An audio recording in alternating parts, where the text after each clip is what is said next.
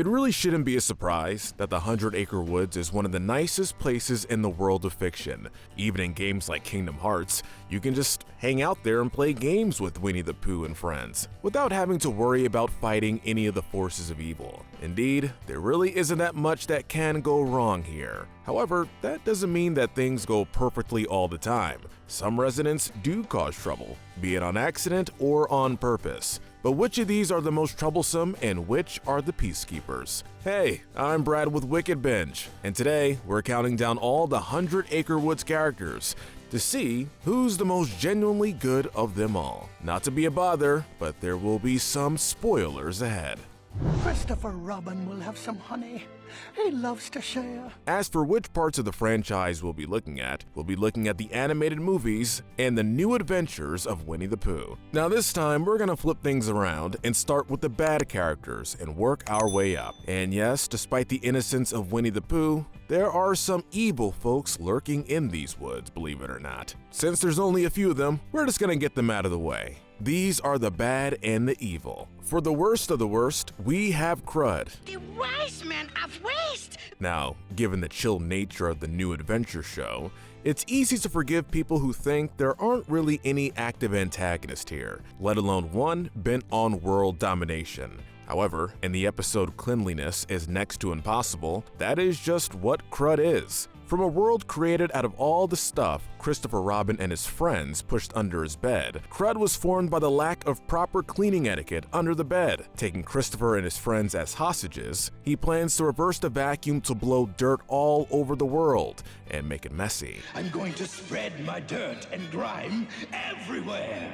Now, it should be obvious as to why this is a bad idea, as living in a world filled with garbage sounds just like the world of WALL-E. However, Crud still wants that because he loves his trash. He even hates the idea of being cleaned up so much that the words cleaned and washed up drive him mad. You're going to help me make it more dirty! Now sure, there are worse things that villains could do and have done in other shows, but considering that this is the world of Winnie the Pooh, the bar is set pretty low for what an evil act could be. At the end of the day, a slime monster that wants to destroy the world by spreading his filth and forcing a kid to help him is the worst here. We're sure a couple of kids that watched him were probably scared into cleaning though. For the second worst, we have a duo, Heffalump and Stan Woozle. Now, in the movies and even the books, they were just imaginary monsters that would steal Pooh's honey. However, in the new adventures of Winnie the Pooh, they are very much real and just as threatening, or at least as threatening as one can be in the world of Winnie the Pooh. Heff and Stan only have one goal: stealing Pooh's honey. Being first introduced to them in the Great Honey Pot Robbery, they became recurring series antagonists, with their plans all revolving around stealing honey. No more Mr. Nice Woozle. Their goals were accomplished with either just sneaking around at night to steal honey, bringing in a giant to help them smash the competition, or even holding Rabbit's adopted bird daughter, Kessie, hostage. Guess you'll want to be ransoming her now. Granted, they really aren't that powerful. Their goal isn't world domination and they always fail, but given their consistency with antagonizing the main cast, it definitely puts them on the lower end of the good to evil spectrum. We don't need friends. Let's just take it. They're quick, they're slick, they're insincere. Beware of these two. And with that said, the worst is over. And now, we have those that are either reformed villains or just don't know any better. This is the gray area. Third up is the Horse Chief, Nasty Jack. As a bandit horse and as the leader of the horse thieves, he's a horse thief, as in a horse who steals things. Horses who steal things, comprendo? As a villain in the episode Paw and Order, he terrorizes the town of Rickety Gulch. Alongside his thievery, he also trounces any sheriffs that try to attack him. Not bounce, trounce, as in out the sheriff in a bag and drop them. He's a villain and proud of it, more than happy to hold Rabbit hostage and force him to make banana splits for him. What? No, Cherry.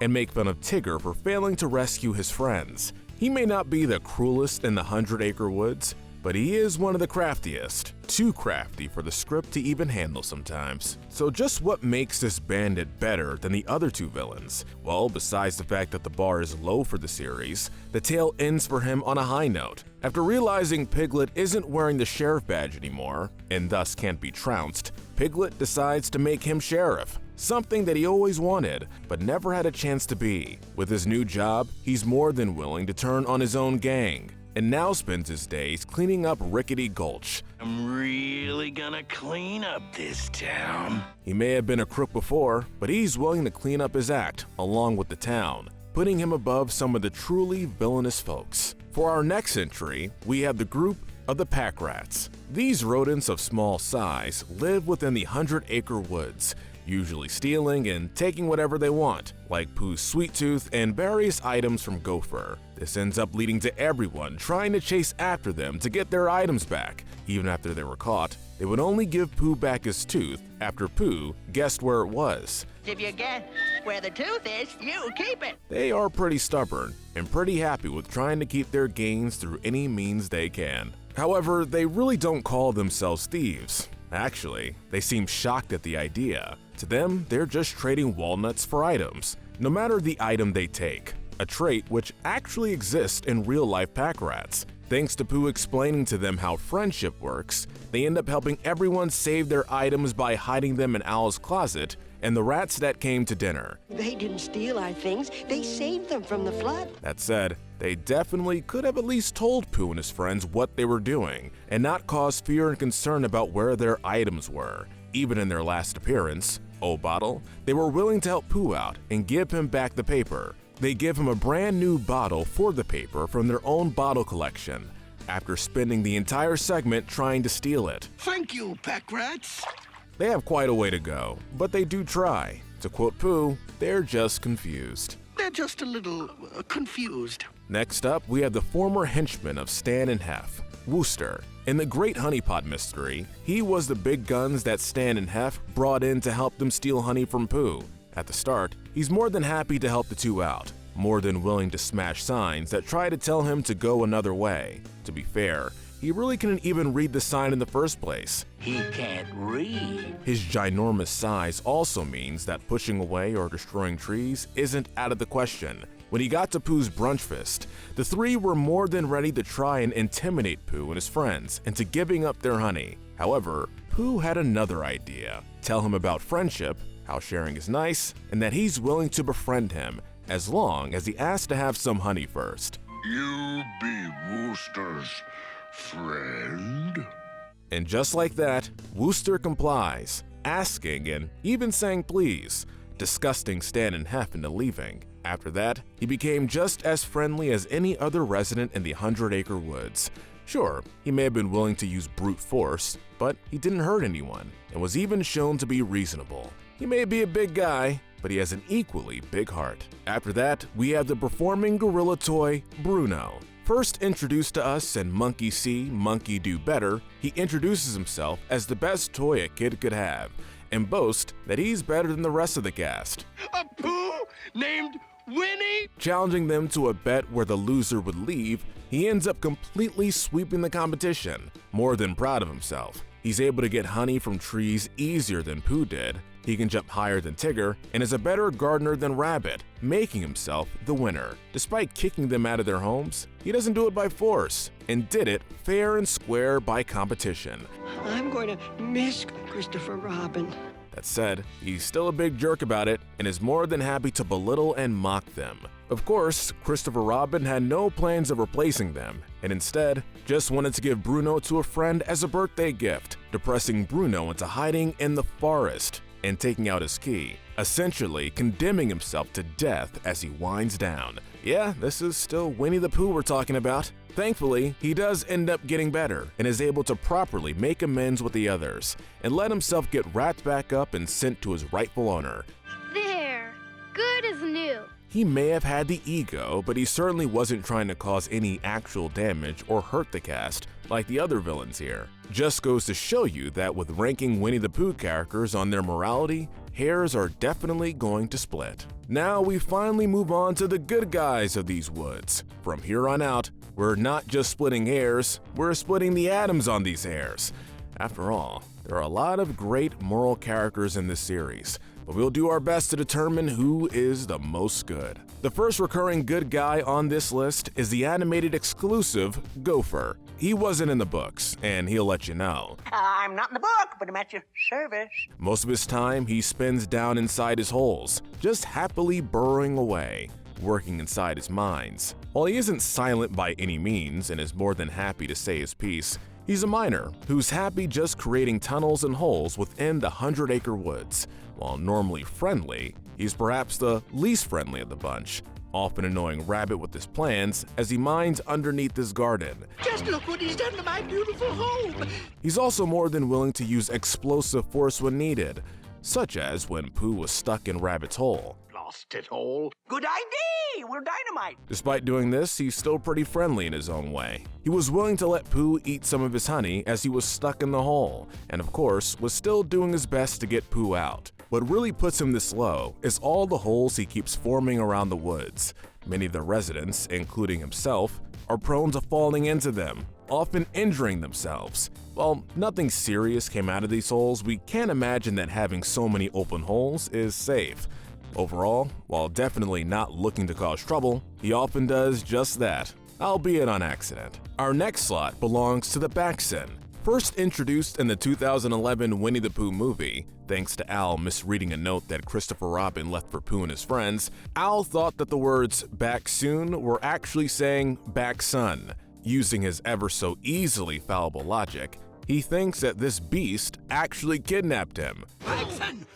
Captured by the Backson! When asked about what Backsons do, all Al could really say is that they destroy books, Christmas hooks, and socks, before letting the other residents run wild with what they believe he's capable of, including chipping teeth and making people old. If this all sounds far-fetched, well, like with Al's other tall tales, it is. At the end of the film, after the credits, we find out that the Backson is indeed real, but is also way nicer than the others thought. He just likes going around in the woods, picking up items that he thinks look interesting. When he sees a picture of himself drawn on a chalkboard, he thinks these items might belong to that fellow, unaware that it's him. Oh my, that's a scary looking fella. Indeed, in comparison to the song, he's actually a pretty nice and friendly fellow. The only reason he isn't any higher is because we don't get a real chance to truly meet him. Maybe one day. Next, we have Lumpy. While the New Adventures of Winnie the Pooh had the villainous Stan Woozle and Heffalump,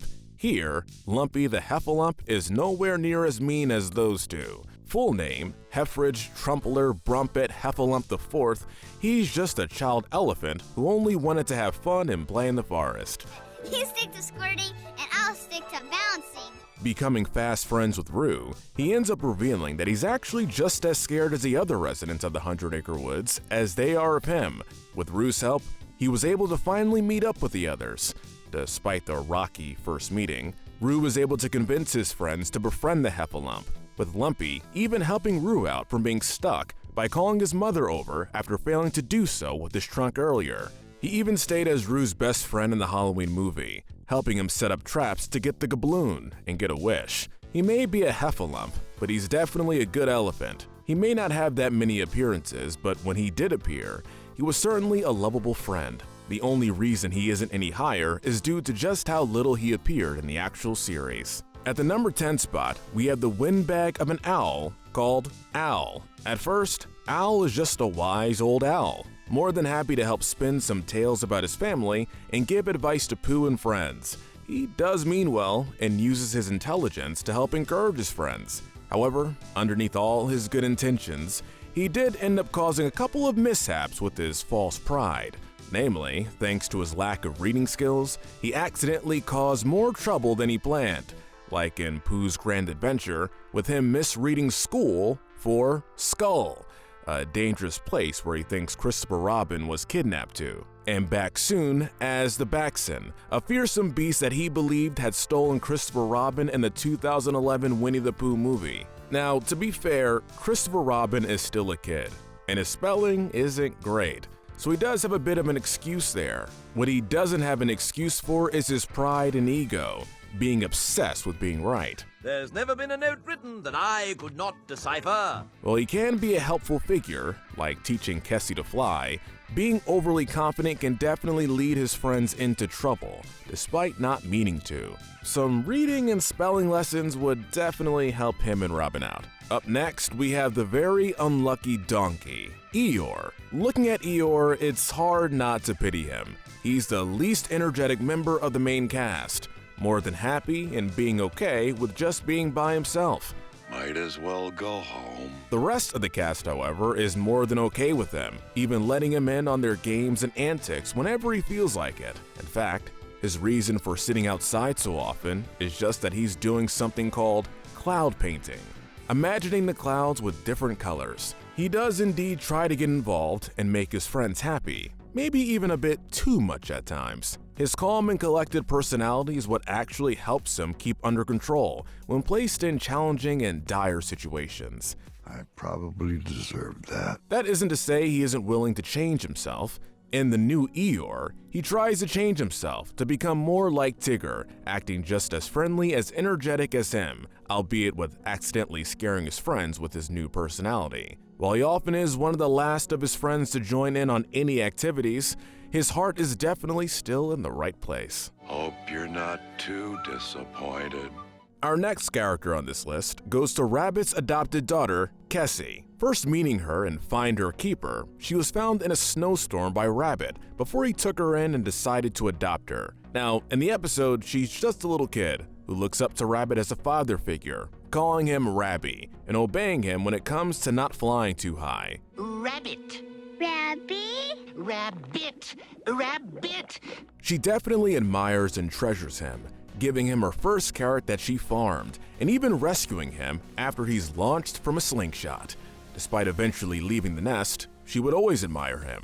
Eventually, she grew up and became more independent of Rabbit. As an adult and a bird in the hand, she ends up trying to show off to Rabbit that she can be on her own, only to accidentally become a hostage to Stan and Heff. If we're not happy, why should we bother to pay honey for ourselves? They attempt to ransom her for some honey, and when Rabbit and his friends try to save her, they fail and are also held ransom. However, thanks to Kessie, she was able to trick them and helped her friends escape. She may have grown up and become independent, but she'll always have a spot in Rabbit's heart, and as a true friend. Thank you for saving us. Next up, we have the youngest member of the 100 Acre Woods animals, Roo. As the youngest animal of the bunch, he's often filled with energy and is just as happy playing around with his friends. In the many adventures of Winnie the Pooh, he's still growing and couldn't even speak properly, spending most of his time in his mother's pouch. As time went on, he grew up and started joining in on adventures with Pooh and his friends. However, none of these friends are as impactful to him as Tigger is. In his eyes, Tigger is his hero who can do no wrong. He loves him and treats him like an older brother, often learning from him and imitating his actions, including bouncing onto others. He also does his best to try and help Tigger whenever it's needed, such as trying to help him calm down when he's stuck in a tree, or when helping Tigger search for his family tree in the Tigger movie. He even managed to gain a little brother figure himself in the form of Lumpy, in his kindest deed yet, being the first 100 Acre Wood resident to befriend a Heffalump, and open the door to becoming allied with more friendly Heffalumps. Definitely not bad for a kid at all. He may still be growing, but he's definitely already a good way there. Up next, we have the only one of his kind, Tigger, pronounced T-I-G-G-E-R. Tigger is one of the most rambunctious folks the 100 Acre Woods has to show us. Greeting people by bouncing into them, Tigger is more than happy to show just how proud and happy he is, often boasting about how he is the only Tigger in existence. Consider yourself pounced. This often leads to him being reckless or thoughtless, never really thinking ahead. Despite this, he's extremely friendly and happy, rejoicing with his friends whenever he finds something good, or just trying to be friendly with them. While he does make mistakes, none of them really come from any malice intentions, and are just him being too willing to help, such as becoming the masked offender and the detective Private Ear. Let me solve your baffling mystery for you. However, while he was definitely a good guy before, he became much better after the Tigger movie. After realizing that his friends are his family, Tigger ends up saving them from an avalanche, putting his friends on the top of a tree, even risking his own life for them. Afterwards, you can see him become more considerate to the cast, even trying to be a good role model for Roo. Yeah, this is fun! He may still be the most energetic member of the cast, but that just makes Tigger unique. He's the only one after all. And I'm the only one. From the hyperactive to the down-to-earth, Rabbit is next. Unlike Tigger, Rabbit is all for control, trying to just keep a sense of unity and order to his garden. In terms of intelligence, he's on the same level as Owl, with them both being smart, but also prone to believing in themselves a bit too much over others. It takes a smart rabbit to trap a bat. Among the other members of the show, it can be argued that he is the deepest character. Despite being good, he's still very temperamental and prone to snapping. To be fair, these times of snapping occur thanks to just how often he's at the mercy of the other characters, often suffering thanks to their actions, even if they didn't mean it. For crying out loud, Piglet! He definitely does have a heart, such as when looking over Kessie while growing up and growing fond of her, seeing her as his baby, even after she's all grown up. You're here, Kessie. At last. Despite being more of a chew toy to the crew than an actual friend at times, he's often the person that everyone goes to whenever they need help or a leader, such as when Tigger was out searching for his family tree in a blizzard, or when they believe that Christopher Robin is kidnapped. This is a dangerous mission, and we cannot afford any mistakes. He's an extremely loyal ally to his friends, more than happy to risk his life to save them. He may not be respected at times, but there's no doubt that he's just as determined to be a good friend as anyone else. Just right outside the top 3, it's Kanga. As the mother of Roo, she often acts like the true voice of reason to the group. She's not only tender towards her son, but also towards the other members of the main cast. She has also become the surrogate mother to Tigger, essentially treating him like one of her own sons, such as trying to give him a bath with Roo. Taking a bath isn't so bad, is it, Tigger? She's usually the one who's there with the characters whenever they come back from their adventures, usually being more down to earth than the others. That isn't to say she doesn't play along with them from time to time, like joining with them when trying to hunt for the Baxen. She also has been seen to have a playful nature, faking her belief that Piglet was Roo and pranking him in Piglet's big movie. That said, it was just to show him that she can be nice, and when she realized she may have been a bit too harsh with her prank, she was more than willing to apologize to him and properly befriend him. She was also the first resident besides her son to befriend Lumpy the Heffalump, realizing that he truly didn't mean any harm, even seeing them play and letting them continue before everyone else came into the picture. Overall, she's definitely a shining example of a mother figure in animation, a true testament to how sweet these characters are. On to the final 3. Our bronze trophy of goodness goes to the ever-lovable and ever-so-easily scared Piglet. As Pooh's best friend, he's often by his side during their adventures, even if he would rather not join his more scary adventures. I don't know, Pooh. Oh, but it sounds like a good thing. Despite his cowardly nature at times, he never lets it get in the way of helping his friends. He was more than willing to join Pooh and his friends in trying to find and rescue Christopher Robin in the 2011 Winnie the Pooh movie, as well as Pooh's grand adventure. He's also very polite, never really wanting to offend anyone. He was even willing to be nice to Nasty Jack, letting him be the sheriff just because he never had a chance to be one. To truly understand just how much of a role he has in the 100 Acre Woods, look no further than Piglet's big movie. Piglet has been vital in not only luring bees out of a hive, but also for helping Kanga and Roo get acquainted to the 100 Acre Woods, saving Roo, building Eeyore a new house, and even saving Pooh from falling down a waterfall. My friends need me. Despite his small size, it's easy to see that he has a big heart. Our silver medal of purity goes to the silly old bear, Winnie the Pooh. Here's a character so iconic that you already know everything you need to know about him. He's the main character of the series, and with his friendly, happy-go-lucky nature, he's considered to be one of the most innocent characters, not just in this series, but in all of Disney, and it's very easy to see why. With strange words I cannot read. Pooh is a very simple-minded bear with a love for 2 things, honey and his friends. And he's just as friendly and helpful to his friends as he is hungry for honey. However, thanks to how laid back and passive he is,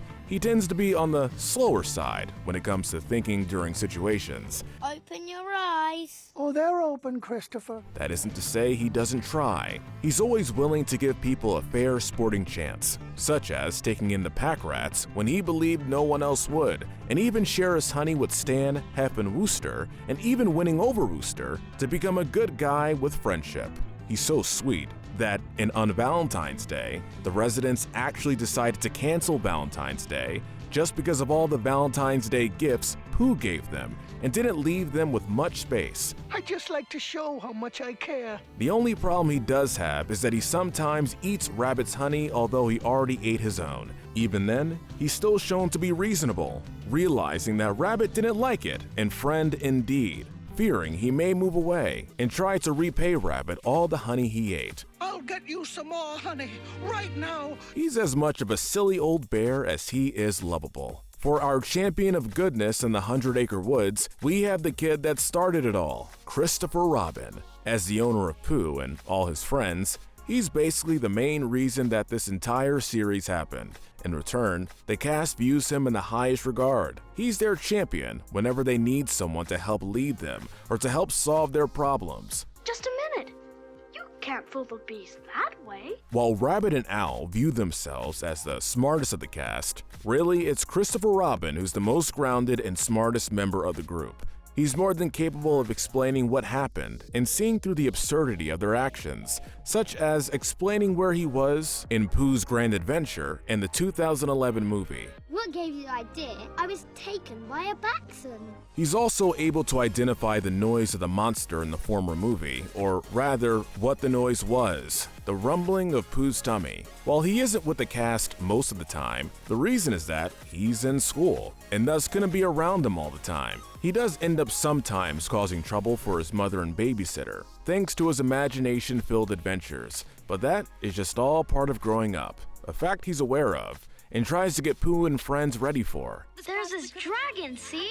Now, as he did grow up and lost some childlike innocence in the movie, Christopher Robin, like we said at the beginning, we aren't counting that. We're only sticking to the animated films and the show, and in these forms of media, Christopher Robin is definitely one of the happiest and innocent kids in the Disney universe. And with that, our list is over. Did we give someone too much trouble? Let us know in the comments below. Make sure to hit that notification bell and binge our Good to Evil playlist, where we break down the morality of the characters in your favorite cartoons, shows, and movies. But most importantly, stay wicked.